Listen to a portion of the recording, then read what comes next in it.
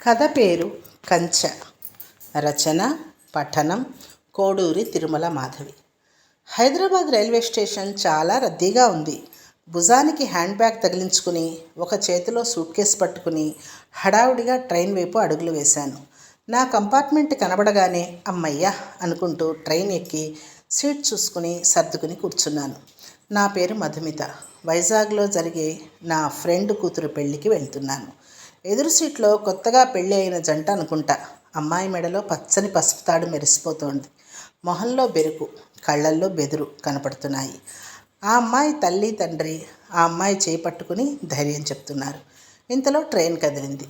ఆ అమ్మాయి కళ్ళలో కన్నీరు వదలలేక తల్లి చేయి వదిలిపెడుతోంది. ఆ అమ్మాయి భర్త తనని బుజ్జగిస్తున్నాడు. ఆ దృశ్యం చూసిన నాకు నా గతం గుర్తుకొచ్చింది. అచ్చం ఇలాగే నేను కూడా అత్తగారింటికి వెళ్ళేటప్పుడు కన్నీరు పెట్టుకోవడం, మా అమ్మ నాన్న నాకు ధైర్యం చెప్పి సాగనంపడం అన్నీ కళ్ళ ముందు కదిలాయి. డిగ్రీ అవగానే మా నాన్నగారు నాకు సంబంధాలు చూడడం మొదలుపెట్టారు. పెద్దగా శ్రమ పడకుండానే నాకు సంబంధం కుదిరిపోవడం, తర్వాత 3 నెలలకంతా నా పెళ్ళి జరిగిపోవడం అంతా కలలాగా జరిగిపోయింది. అత్తారింటికి వచ్చాక అందరూ ఆడపిల్లల్లాగే నేను కూడా చాలా ఇబ్బందులు పడ్డాను. నా సమస్య ఏదైనా అమ్మతో నాన్నతో చెప్తే నీకే కాదు ప్రతి ఆడపిల్లకు ఇవన్నీ మామూలే అంటూ సర్ది చెప్పేవారు.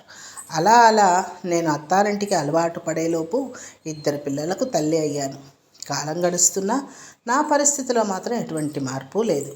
ఎవరు అర్థం చేసుకున్నా చేసుకోకపోయినా కట్టుకున్న భర్త అయినా అర్థం చేసుకుంటాడు అనుకుంటే అది కూడా నా విషయంలో అడియాసే అయింది. ఎటువంటి భర్తను అయినా భరించవచ్చు, కానీ బాధ్యత లేని భర్తను భరించడం చాలా కష్టమని త్వరలోనే తెలుసుకున్నాను.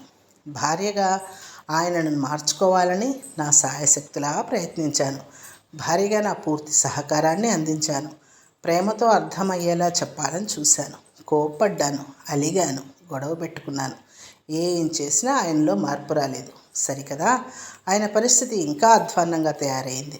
సరైన సంపాదన లేక నోటుకొచ్చిన అబద్ధాలు చెప్పడం, దొరికిన చోటల్లా అప్పులు చేయడం. ఒక భర్తగా నాకేమీ చేయకపోయినా పర్వాలేదు, కనీసం కన్నతండ్రిగా పిల్లలకు ఏమీ చేయకపోగా వాళ్ళని కూడా సమస్యల్లోకి లాగడం భరించలేకపోయాను. దినదిన గండంగా సాగుతున్న జీవితానికి ఒక పరిష్కారం చూడాలి అనుకున్నాను. ఎవరు ఏమన్నా సరే ఇంకా ఆయనతో కలిసి జీవించడం అసాధ్యం అనుకుని విడాకులు తీసుకుని పిల్లలతో బయటకు వచ్చేసాను. డిగ్రీలో బయోకెమిస్ట్రీ చదవడం వల్ల ల్యాబ్లో అసిస్టెంట్గా చేరాను. నా చుట్టూ ఒక కంచె కట్టుకున్నాను. ఏ కోరికలు నన్ను బలహీనపరచకుండా నన్ను నేను బంధించుకున్నాను. కష్టపడి పిల్లలను చదివించి వాళ్ళిద్దరూ ఉద్యోగాలు తెచ్చుకొని వాళ్ళ కాళ్ళ మీద వాళ్ళు నిలబడ్డాక పెళ్ళిళ్ళు చేసి కాస్త ఊపిరి పీల్చుకున్నాను.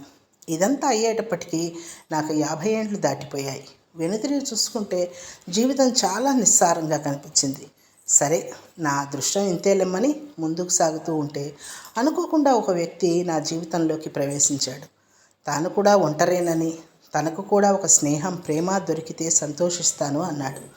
మొదట కాస్త సంశయించినా అతను నాపై చూపించిన ప్రేమను ఆదరణను కాదనలేకపోయాను.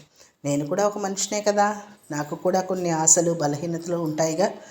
మళ్ళీ నా ఒంటరి జీవితంలో నాకు ఒక స్నేహం ప్రేమ దొరికినందుకు పొంగిపోయాను. రోజులు గడుస్తున్నాయి. సమయం గడిచేది కూడా తెలియకుండా ఇద్దరం ఎన్నో విషయాలు మాట్లాడుకునేవాళ్ళం. అన్ని ఏండ్లుగా నాలో దాచుకున్న నిశ్శబ్దం, బాధ, ఆవేదన మాటల రూపంలో వెల్లువలా బయటకు వచ్చేది. తను కూడా ఎంతో ఓపికగా వినేవాడు. నా జీవితంలోని ప్రతి విషయాన్ని అతనితో పంచుకునేదాన్ని.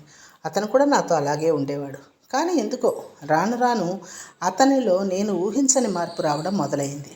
మెల్లమెల్లగా తనకు అనుగుణంగా నన్ను మార్చడానికి ప్రయత్నించడం, నేను ఎలా ఉండాలి, ఎలా ఉండకూడదు, ఏం చేయాలి, ఏం చేయకూడదు అనేది కూడా తనే నిర్ణయించడం మొదలుపెట్టాడు.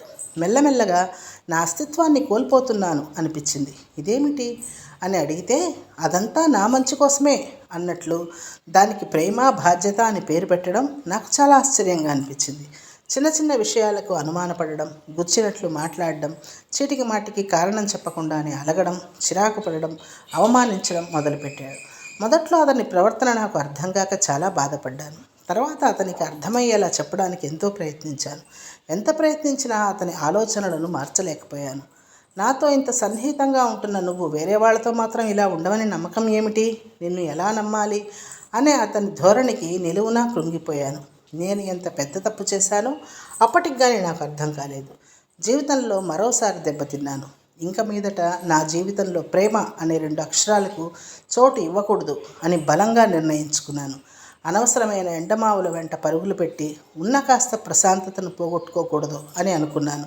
ప్రేమ కంటే ఆత్మగౌరవం గొప్పదని, అర్థం లేని బంధం కంటే ఒంటరితనమే మేలు అని ఆ బంధానికి స్వస్తి చెప్పాలి అనుకున్నాను. తిరిగి నా చుట్టూ కంచెను కట్టుకున్నాను. ఒంటరి ప్రయాణాన్ని తిరిగి ప్రారంభించాను. ఇలా ఆలోచిస్తున్న నాకు కళ్ళు లేని వాడిని ధర్మం చేయండమ్మా అన్న పిలుపుతో ఈ లోకంలోకి వచ్చాను. బ్యాగ్లో నుండి 10 రూపాయలు తీసి ఆ భిక్షగారికి వేసి ఎదురు సీటు వైపు చూశాను. ఆ అబ్బాయి భుజం మీద తలవాల్చి కూర్చుని ఉంది.